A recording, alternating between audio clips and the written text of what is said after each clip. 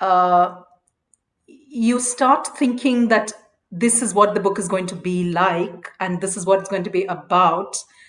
And then as the book journeys from manuscript to finished book, you suddenly find that it has taken on a shape, a form, and an enormity that you hadn't hoped or even expected. And I think Despite the State is one of those books.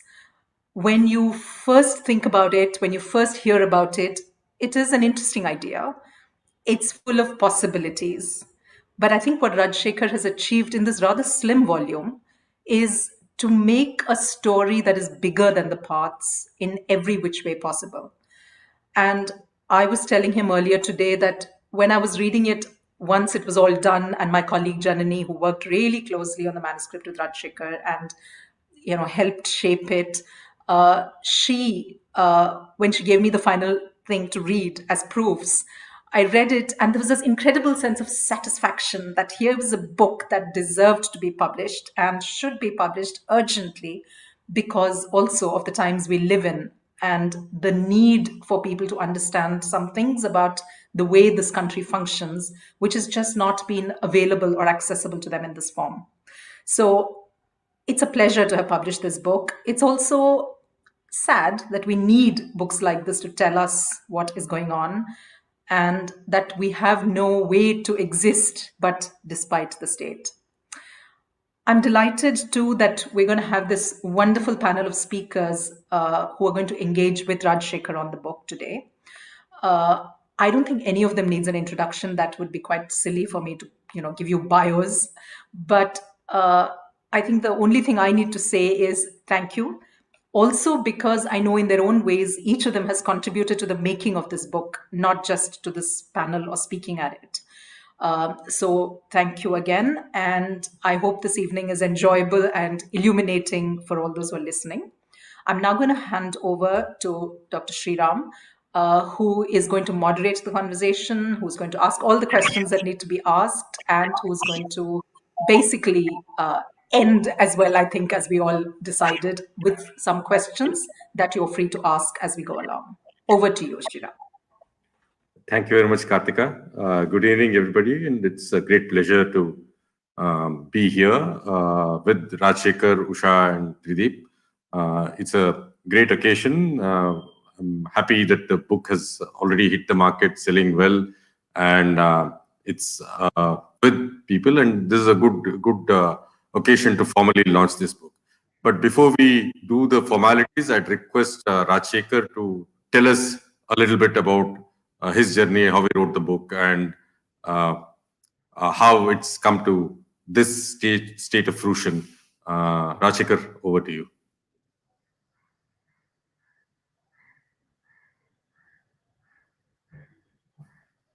You're on mute. So you missed my bar. I said that I thought you would be speaking longer than this. The origins of this book lie in the 2014 elections.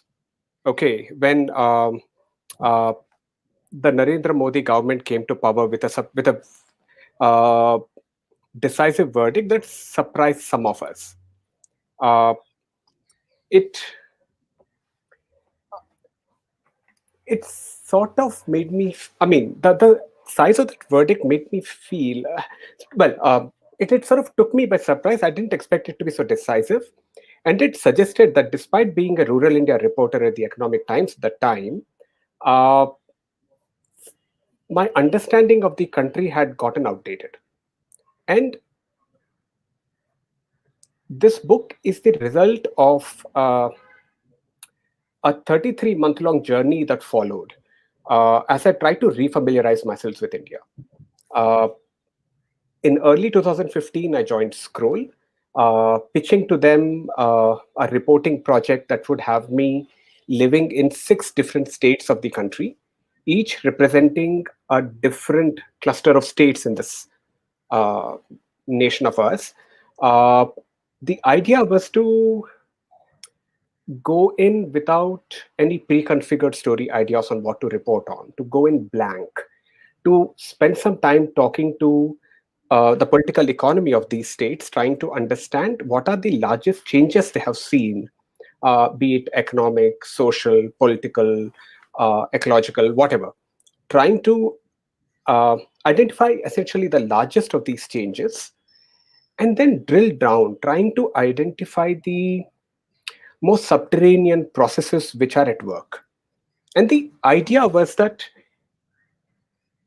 if we do this well for these 6 states, one from the periphery, one which is mineral rich but poor, a third which has irrigated agriculture, a fourth with rainfed agriculture, and 2 states which are relatively industrialized, maybe we will get a sense of the major processes shaping this country at this particular point in time, and make us and help us better understand where we are today. So I started with Mizoram, went to Orissa, Punjab, Tamil Nadu, Bihar, and Gujarat, with a small trip into Manipur as well after the Mizoram stint. Um, at a superficial level, each of these states is very, very different from each other. Uh,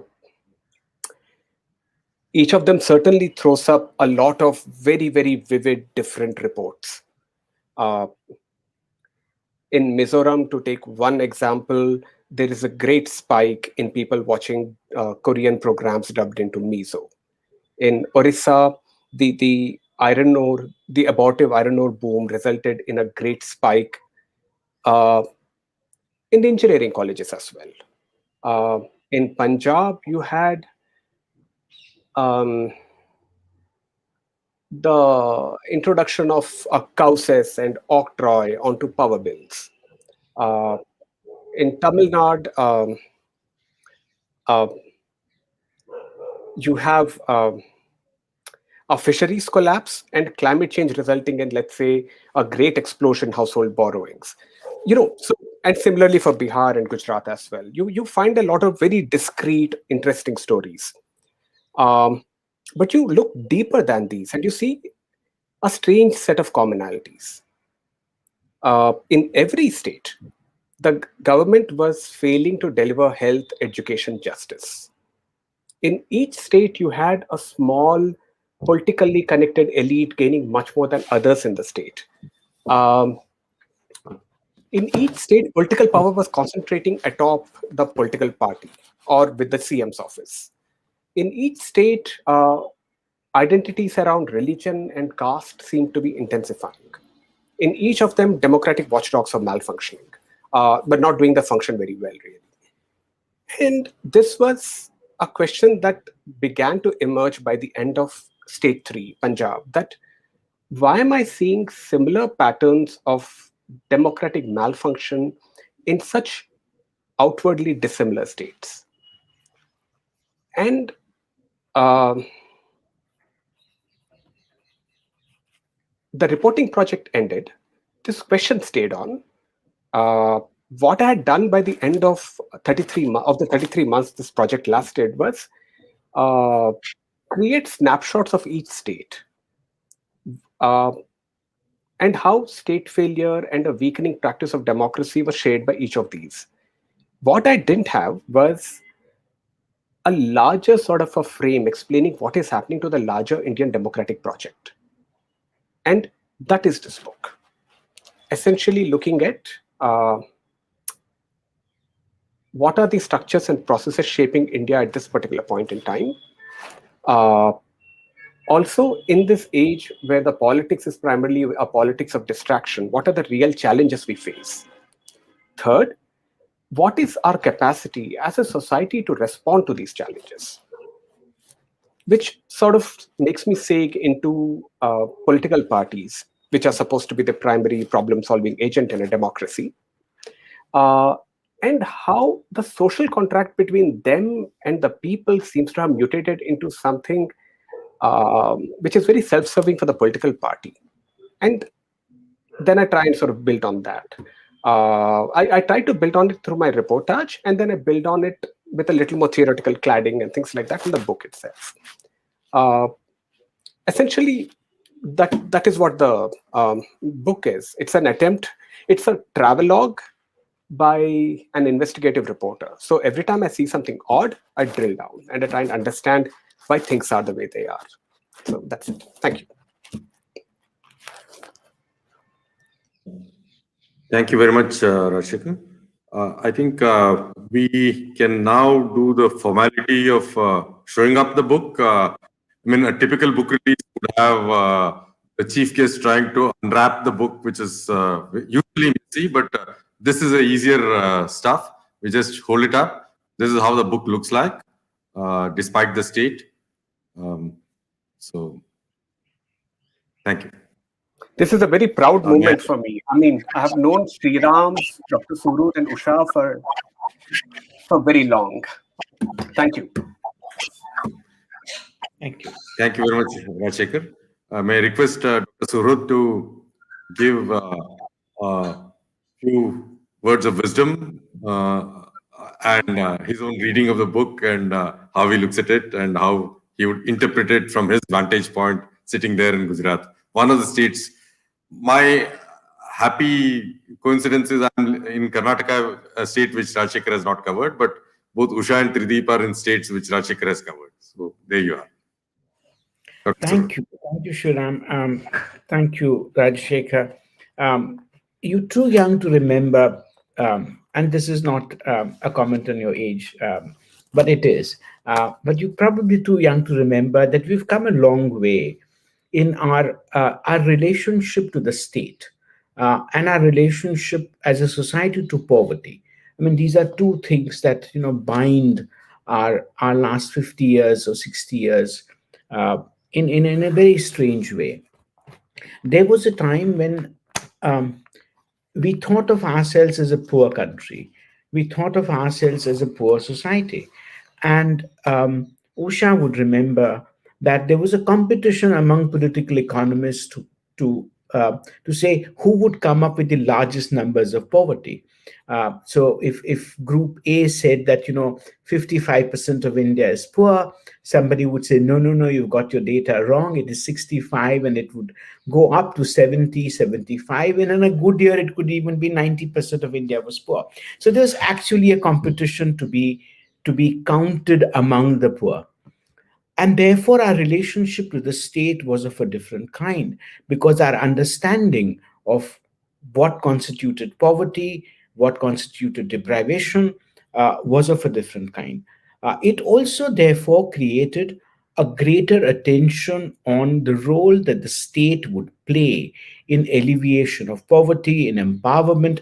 But with the word empowerment and the programs that came with empowerment were not part of our intellectual policy universe at that point. It was largely about alleviation, about mitigation that we spoke of. And therefore, the state was given a very deep and a very central role. But something happens, and at a particular point in our political economy and in our relationship with poverty, we begin to think of ourselves as not poor anymore. And we begin to have aspirations of a very different kind.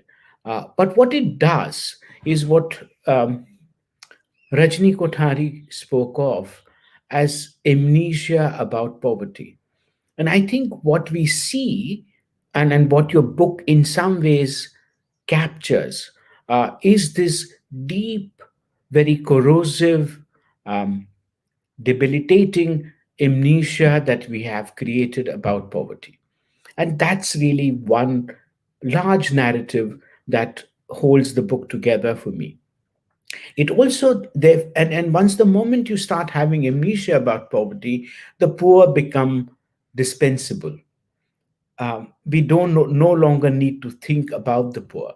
We no longer need to think about the marginal.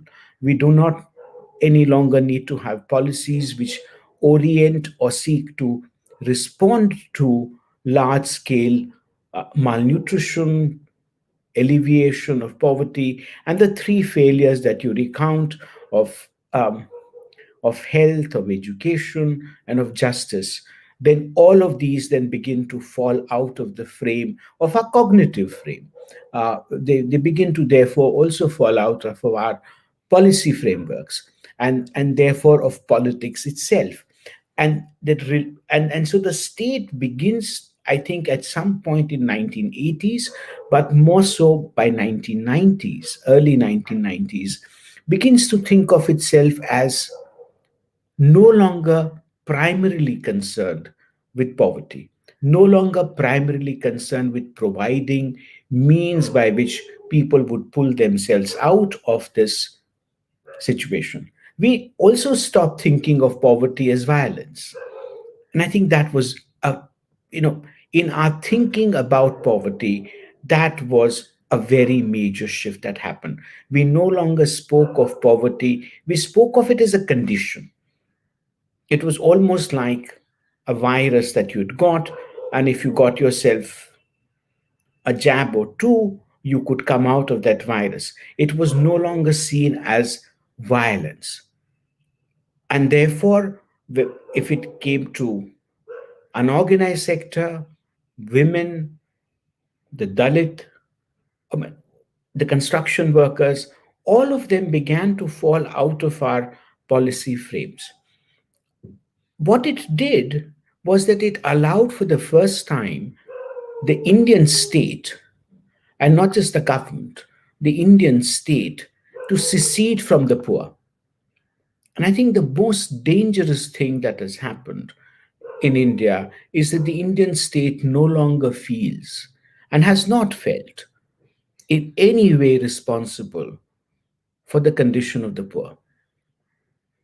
You are poor because you are.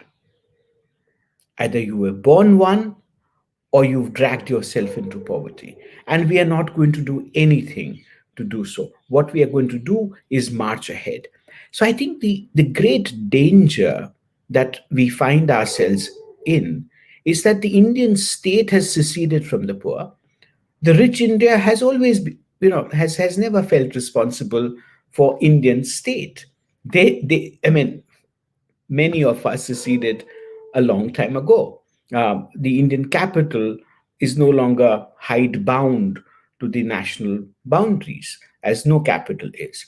So you have this strange situation where the elite, the economic elite and the political elite, the economic elite, not the political elite, the economic elite does not necessarily see itself being invested in the well being of the state.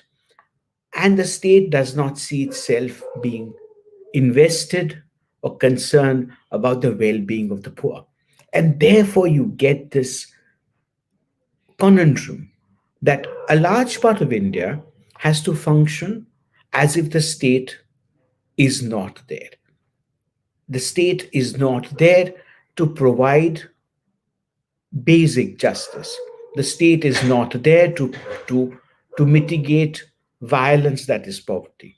The state is not there to provide health and education, which might actually allow you, give you means to move away from the situation of poverty.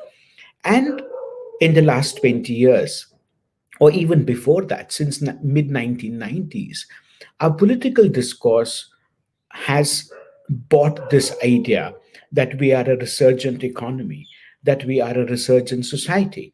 Uh, and resurgence then can take various forms. This aspiration sometimes could be that we wish to be like South China, that sometimes we wish to be like Hong Kong and Singapore, both in terms of our urban landscape, but also in terms of the nature of the state that we create.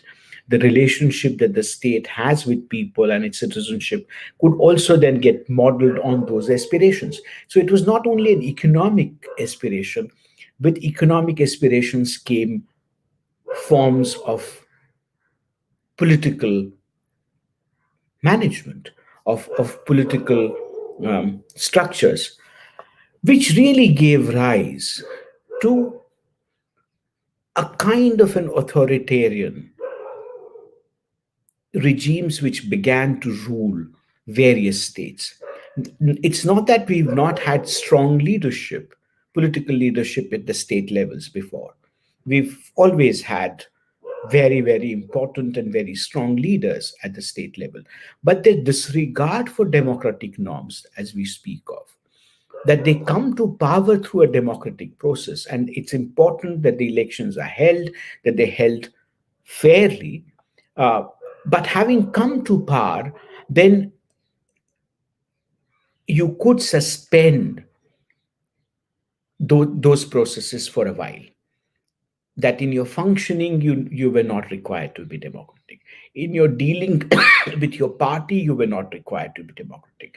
In your dealings with the public servants, you were not required to be democratic. So the concentration of power that comes, and this is what, your book, I mean, all the examples that you cite are of leaders who concentrate powers within themselves and also function in a way that leads to a gradual but a steady, sustained, and a very purposeful decline in what we would call democratic norms.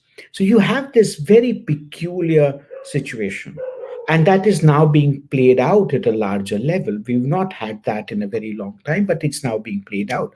But the conflicts really are at the state level. In terms of the delivery of a lot of our policies, or even our resources, but primarily health and education remain state subjects. Also, providing certain kinds of land use patterns remain state subjects. Providing subsidies or not to agriculture, but also allied activities. And your book begins with the story of Amul, and which is really the story of what could happen if both, despite the state in a democratic way, but then the democracy takes over an organization, or the democratic politics takes over the functioning of an organization. So we have very complex systems being created. I see that I'm not really worried about whether you have one form of capitalism or another. Whether it is how many marks or gradations you would create in terms of chronism within government A or government B. That's really not my concern. My real concern is that I think we've truly forgotten that a large part of India, even when it stares us in our face, as it did last year, um, is poor, is deprived, is migrant, is forced into migration, is forced into inhuman conditions of labor, and we are unperturbed. We are unperturbed as a state, and we are unperturbed as a society. And we think that so long as we have an unending, assured, cheap supply of cyclic migrant labors, we are fine. And a large part of our production economy rests on them. But we see them as a dispensable and a replaceable resource because we have the human power in just sheer numbers in workforce to be able to do that. And I think that's really the great danger for India going forward, that it would become more callous, more crass,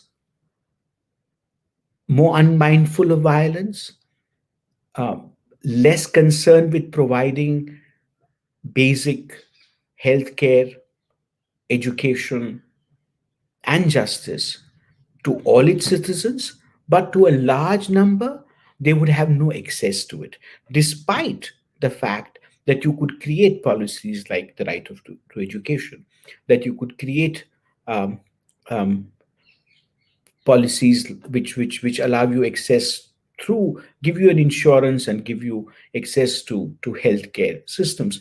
But the greater privatization of basic healthcare delivery systems is actually going to make sure that a lot of these people don't enter a large number of these institutions, which were at one point public institutions. So I see a more callous India, a more brusque state. I see a middle class that uh, does not wish to be reminded of its poverty. I see urban spaces getting more and more inhospitable to anybody and anything that is informal, whether that is casual labor, casual housing, modes of transport which clutter our streets, um, very precarious. I mean, the entire reliance upon two-wheelers in at least four of the states that you've covered, that their mobility is around two-wheelers, and what that does to our roads. I mean, the two-wheelers are as safe as a Bombay Chawl. I mean, they're, in terms of housing equivalent metaphor for a two-wheeler would be a Bombay Chawl. So you have a situation where we're not going to care. And I don't know how we can make ourselves care. You can have people agitate. You can have judges who are sympathetic or otherwise. You can have judiciary that is, more prone to listening to the voices of the marginals or otherwise. But at a larger level of our cognitive universe, I think poverty is out. And with that, the poor are out.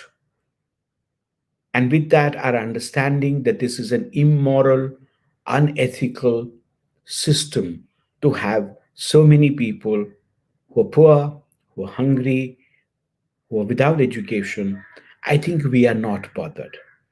And what worries me is that whether it is the state or the private sector or even us are going to be increasingly deaf to those in agony. So I don't have a happy story to tell, um, but that's the way I look at the logic of your work, and I see that's the logic of a lot of the states that we see unfold before us. Thank you, Shriram, and thank you, Rajshekhar. I really don't know whether I should thank you, Trideep, for leaving us with such a depressing note. But thanks a lot for this very insightful comment, because I was trying to grapple with the internal contradiction of the narrative of Rajshekhar's book, which, this narrative of a Sushashan Babu and an absent state that comes out, and, the states that he has picked up. In general, we seem to believe that they are fairly well-governed states. I mean, Odisha, for instance, and Gujarat has always been touted as a model for others to follow. Tamil Nadu, relatively well-governed, is what we believed in. And then there is this fairly depressing state of affairs that comes from completely grassroots. So that's something that that was a contradiction I was trying to grapple with. And I think the way you put it, which is, consistently saying that more and more of us are in poverty, which is where we started off, which made us possibly aspirational and had a goal to achieve, and therefore had a route map, versus saying that we have already achieved, we are a $5 trillion economy, and therefore there's nothing else to achieve. That is a complacency versus the aspiration that possibly explains what's happening with us. I mean, that's the big this thing. And of course, I've learned from Amir Khan that you need to keep saying all is well all the time, and that's the only way we can go forward. But thank you very much for this deeply insightful, rather depressing note. But I think unless we have these depressing notes, we don't know what to aspire for and how to work towards it. Thank you very much. No, I mean, I live in Gujarat and I can deal with very deep signs of depression. I can also tell you Gujarati jokes, but I thought we have enough of that happening. So No, I think this was deeply insightful, and it sort of provided a good frame for understanding and locating Rajshekhar's book. Usha, if I may move on to you and hopefully get much more insights on this. I'm happy that I'm moderating this because I don't think I'd have come anywhere near these insights if I was speaking about the book. Thank you. Okay, honestly, I'm not going to worry about that because I'm just very happy that this book has got written. I know how difficult it is to even start on a book. So to actually start and finish it, and like Rajshekhar did, to take time out to give yourself the confidence to stop doing everything else and just work on the book, because you need to move ahead of where you were when you ended that journey of how many? 33? What did you 33. say?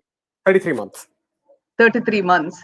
That's an enormous amount to do. And I mean, honestly, when you started working on the book, Rajshekhar, I was not sure at all that it could add up to being a book, because it's really hard to make, what you did in your ear to the ground was provide anecdotes from various places, which to many of us reading it, because we were reading it disparately at different points in time, it seemed like something was popping up and telling us a story there, but that's it. What the pattern was needed to emerge, and from the discussions I've had with you, I don't think it just settled in your mind the moment you had finished. You had to really undertake one. I mean, you allowed yourself to get beaten up a number of times, asked a lot of uncomfortable questions, take time out and sit and then write this book. I also find it interesting that your book seems to allow itself to be read and interpreted in multiple ways. So I didn't read it, Trideep, the way you did. I read it actually very differently. For me, one of the questions I've had for a long time is how do people who are not supported by the system, how do they find their way in life? What do they do? It's so hard for those of us for whom the system works to understand what happens with people with whom the system is not really directly concerned. And quite honestly, I don't have a problem with everyone not being reached by the state, except in certain arenas, which I'll just come to in a minute. I think freedom is also freedom from the state. In fact, in a large way, freedom is freedom from the state.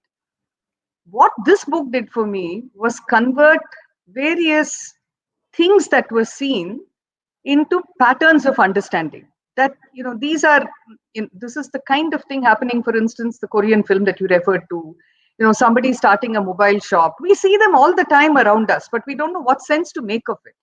Because when you ask people, for instance, whose juggi has been demolished, what are you going to do? They say, hey, if we get a little place where I can put a little shop in front of my house.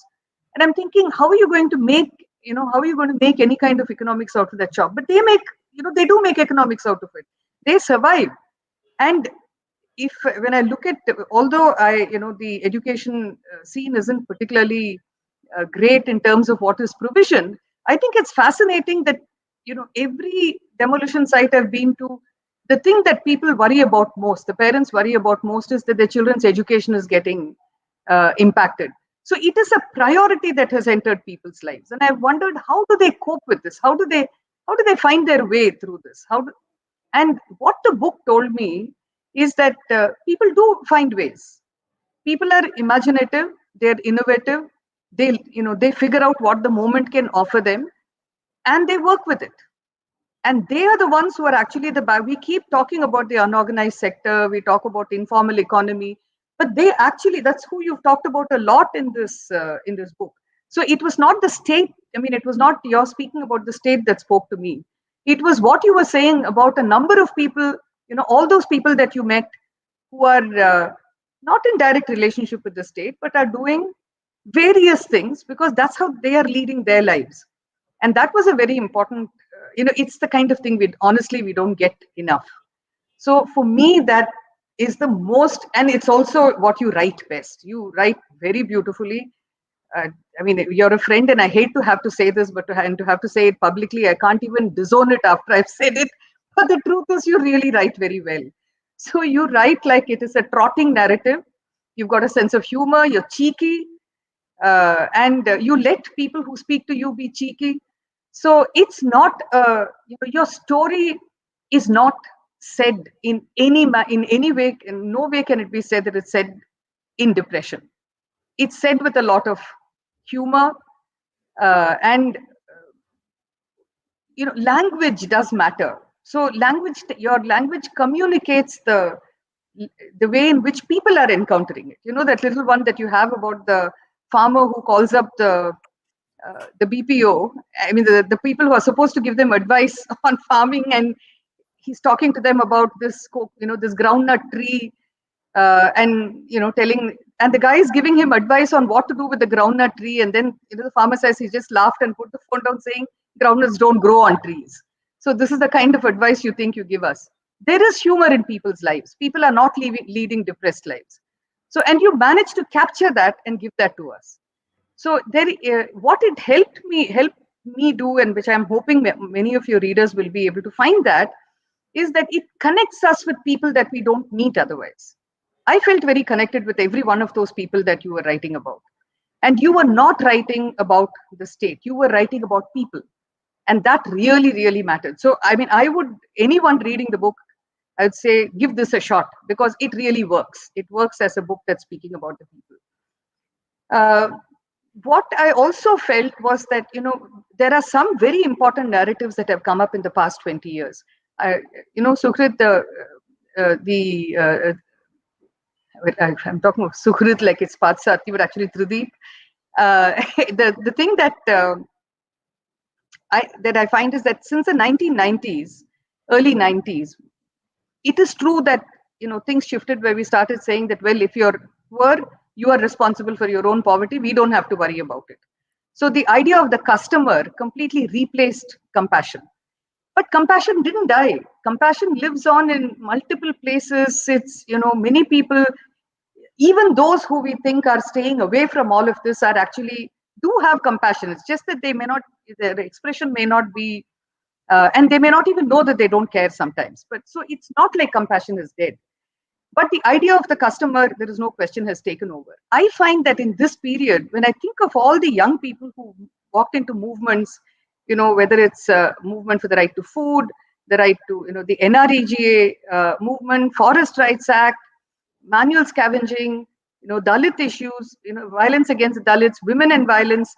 When you look at the number of young people and the diversity of people who are getting into so many of these issues and really care about it, it tells me that there are actually three things. There is the state and there is the people, both of whom Rajshekhar deals with in his book. And there is this third element which is not there so much, although you do meet a few people who are working on the ground, and you do present them to say that they are there.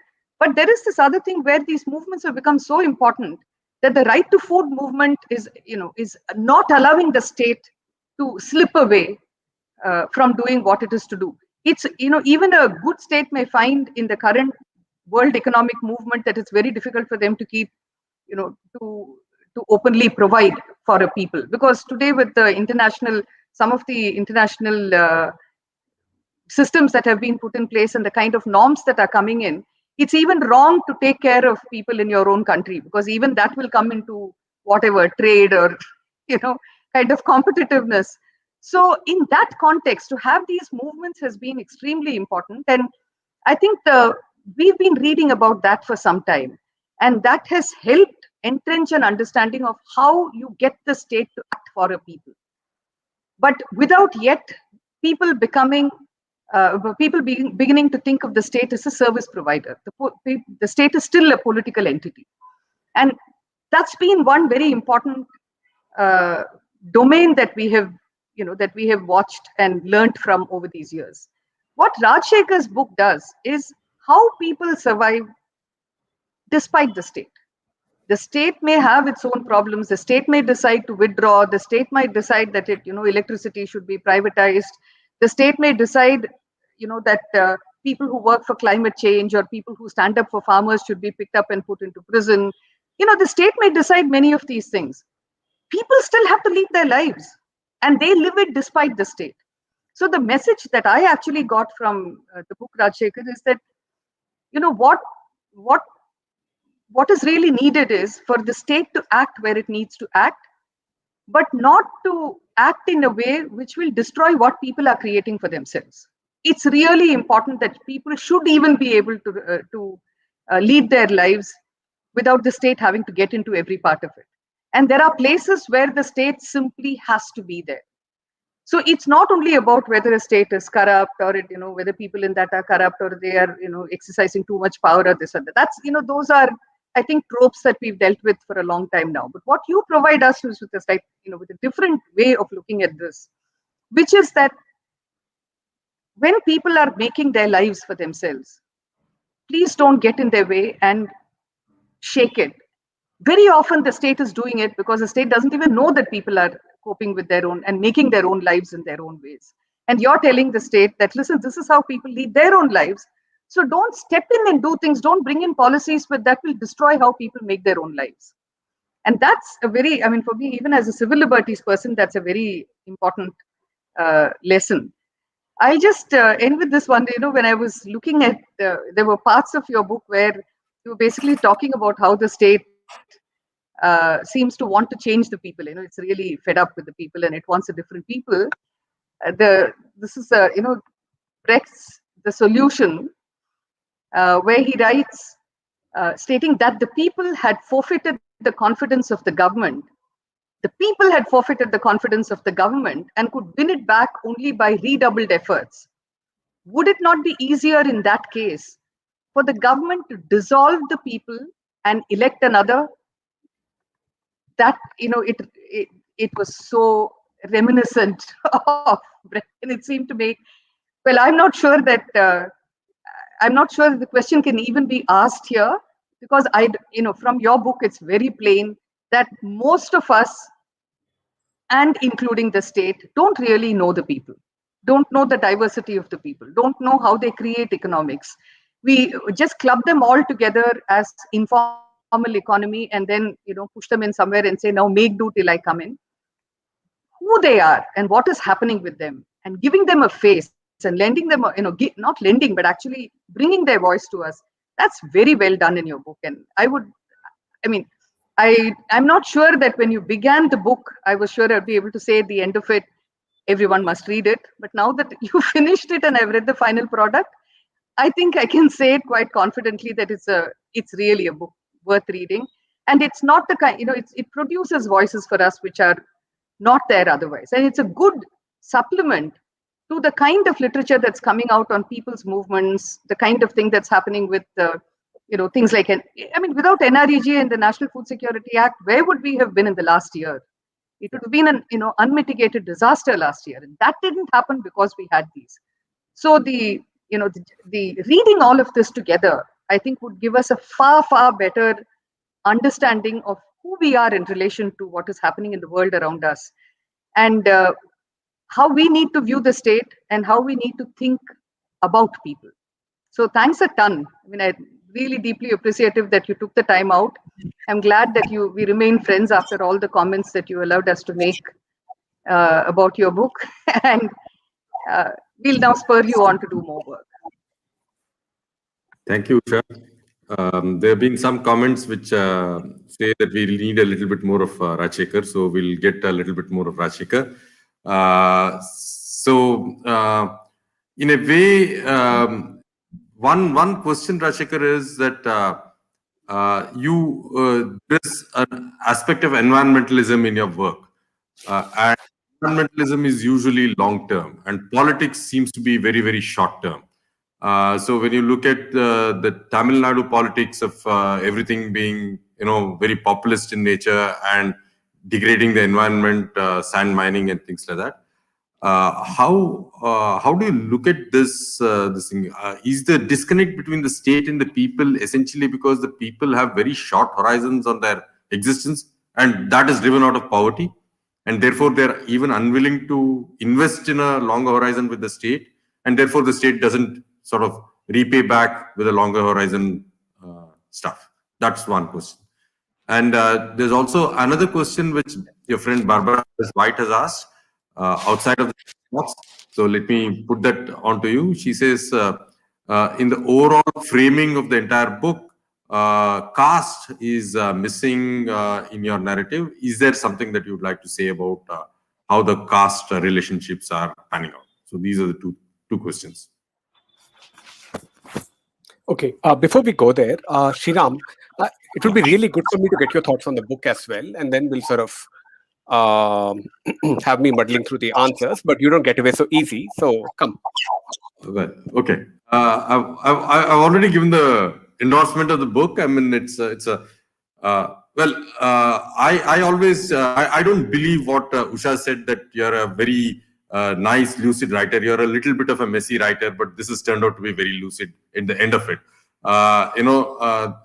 Usha, that's partly because I see multiple drafts and possibly you see a little polished draft. But anyway. Sriram has suffered enormously. I will attest to this. I also know that you went through a fair amount of time in trying to frame this book, and that's what is important, because there were 6 different states and multiple stories, and whether you should go chronologically, whether you should go thematically. I mean, I guess you struggled through all these things, but at the end of it, you stopped talking to several of us and went into hibernation for 6 months. And that's when you actually got to grow. So moral of the story is, don't talk to people. You just write your own stuff. I think it's... And he also got married. I think, what might have worked is the marriage. Yeah. I mean, he discovered a whole lot of things apart from India during the process. So yeah, it's turned out to be good. I thought that there were many more stories, but again, the question is, how do you frame those stories into the book?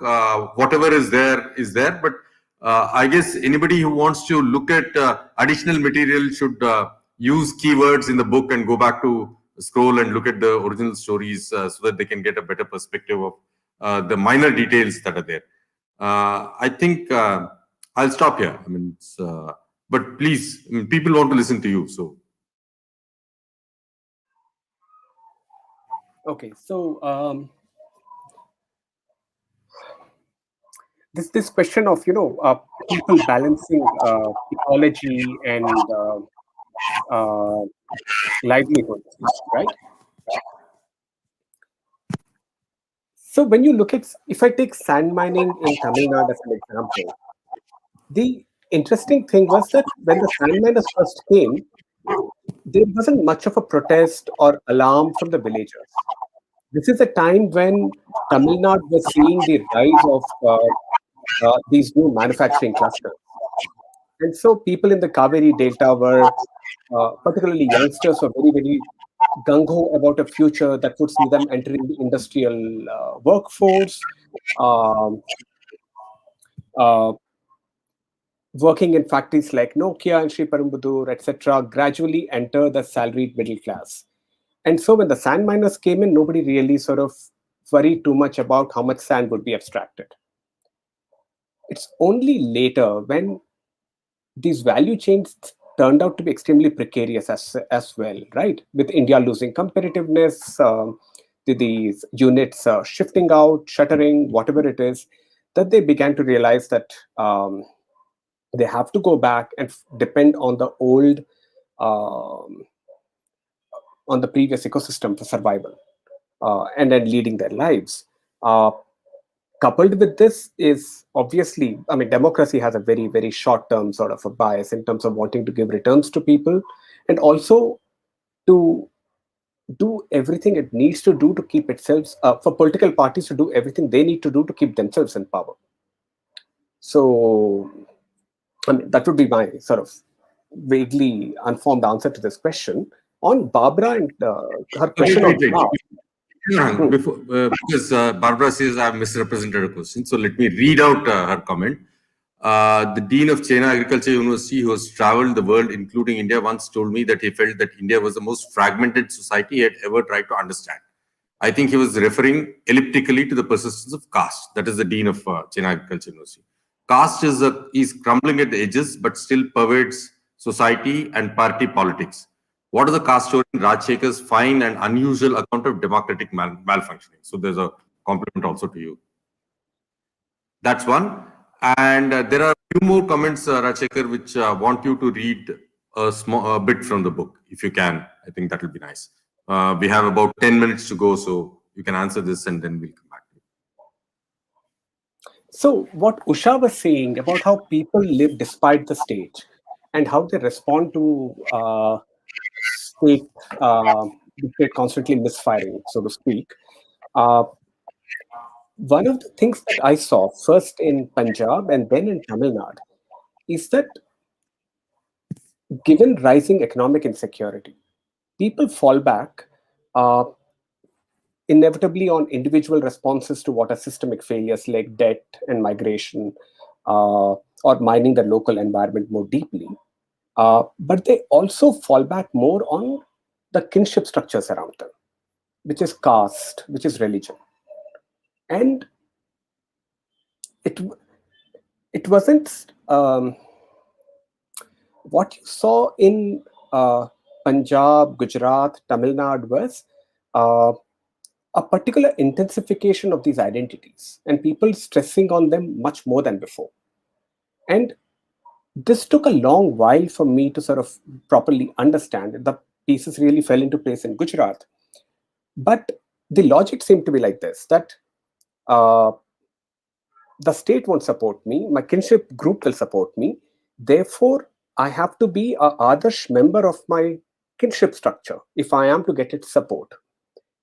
Which means that I have to constantly keep showing that I am a good, responsible member of my community, whether it is caste, whether it is a sect, whether it's a religious group. This, as I realized slowly, was one reason why our religiosity is getting more and more overt, more and more performative. More and more religions are being, some festivals are being celebrated far more openly than ever before. This is also why you have schisms deepening. In Gujarat, we had heard that it's very hard for Muslims to be able to rent a house in a Hindu-dominated area. By the time I went to Gujarat, I found that the Leva Patels were not renting out their houses to the Kadwa Patels either. The fissures had deepened. And this is intensely problematic because the whole point of a democratic feedback loop is built on the structure if the government doesn't function, people will vote it out. In this case, if people respond to state failure by falling back on a kinship structure, those are the structures that political parties use so well to stay in power. So what you have is a downward democratic spiral. So that is my big sort of a takeaway on these kinship structures, really. Let me slip in a small question here. See, you in reporting on Bihar, you talk about the motorcycle clad guys, coming in and celebrating Ram Navami, and So, is the caste morphing into a religious identity rather than being a caste identity? And we see that happening with the current ruling dispensation more and more. And do you see that as prophetic to what might happen in Bengal as it's going ahead? Because what you saw 3 years ago, was that a foundation stone being laid for what we ought to see? I mean, I don't think I would read so much into it. I truly wouldn't read so much. I don't think I would read so much into it. What you had in that village of what you had in Bihar is that there's a lot of echo in this, right? Yeah. What you had in Bihar essentially was a mobilization program running at a constituency level, trying to sort of pick up whichever is the community which votes in tandem with the Muslims to get the RJD into power. And so in one constituency, it takes the form of trying to work with Dalit youth, trying to get them to essentially trying to sow the seeds of enmity and split these guys away. Right. So these are engineered projects. I mean, I would move around, talk to people, and find enough people who were who belong to the group being targeted by the right-wingers who fundamentally denounced and rejected these overtures. So I don't think I would see it at the level of caste as much as machinations, which some people are prone to, others aren't. And this is like uh, it's like any massacre, really, right? Where the final sort of calculus is always one of personal gain. If the Muslims leave my village, I can take over their house, their farmland, whatever. The logic isn't more than that. Local actors were trying to take advantage of these divides and starting to tell the Muslims, ki, look, aapke liye safe nahi hai, aap yahan se nikalo." Okay, we have around 5 minutes. Would you like to read part of the book? I mean, that's one request that's come. Would you like to read a passage, small passage? If you're not too keen, we'll ask you one more question. No, I don't think we give him a choice. Read Okay. an anecdote. Come on. He's not read, so it might take time. I would have read out the Dhirubai thing, but you've already spoken about that, so I'm wondering what to read. Just pick a random page and read a paragraph. Every paragraph is very good, so please just read a paragraph. All right, let's do Bihar.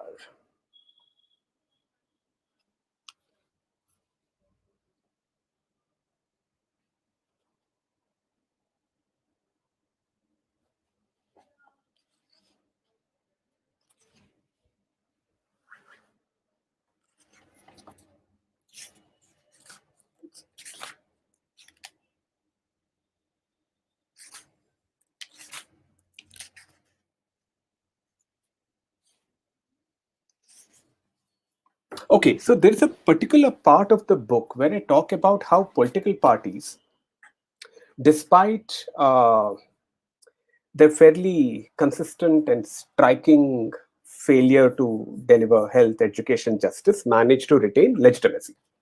One of those instruments is leadership cults, right? The